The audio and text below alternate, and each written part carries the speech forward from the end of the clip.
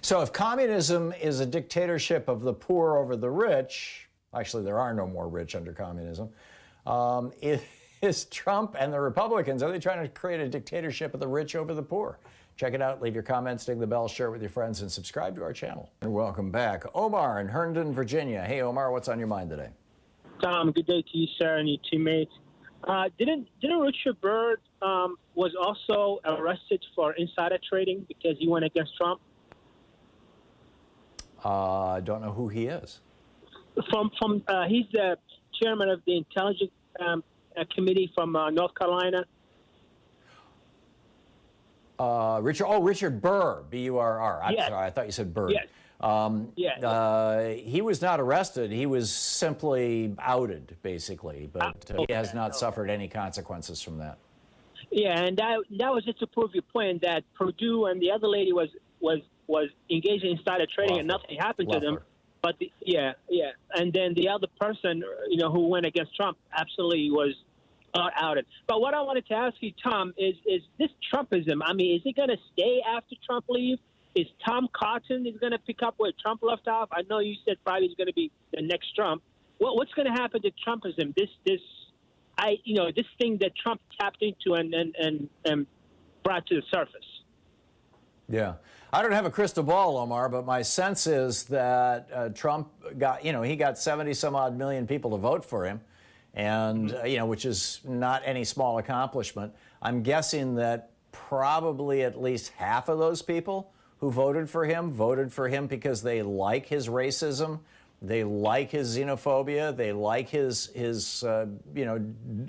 misogyny, his white supremacy, his male supremacy. I mean, and the other half who voted for him just, always vote for Republicans because, whatever. I mean, they listen to right-wing talk radio, or they just have this identity, NASCAR Republican kind of thing. But, typically racism goes hand in hand with that, with all the Confederate memorabilia and everything else. I agree with you. My guess is that Trump is, Trump 3 weeks ago rolled out this brand new PAC called the Save America PAC.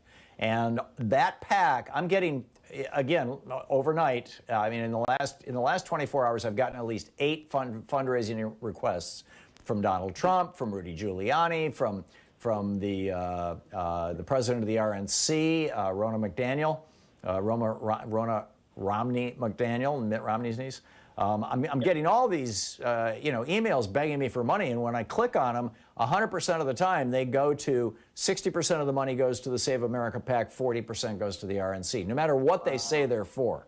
They say they're to recount the vote, or they say they're to pay for lawyers, or they say they're to defend your right to vote, or they say they're to push back on the fake news. I mean, it's always a different excuse or reason or battle that we're fighting on your behalf, Tom, or Fred, as the case may be. But when you click on it, what you see is that the money's actually going to Donald Trump. And he's got what's called a leadership PAC, which means he can use that money for pretty much, about half his living expenses. And he can also use that money to buy politicians. He can just pass that money along to politicians that he wants to support or help. This is how Mitch McConnell controls the Senate. Is he has a leadership PAC like this. It brings in tens of millions of dollars a year, and then he redistributes that money to Republican senators based on how they're voting and whether they're voting with him and all that kind of stuff. It's like old machine politics. It's like this giant bribery scam.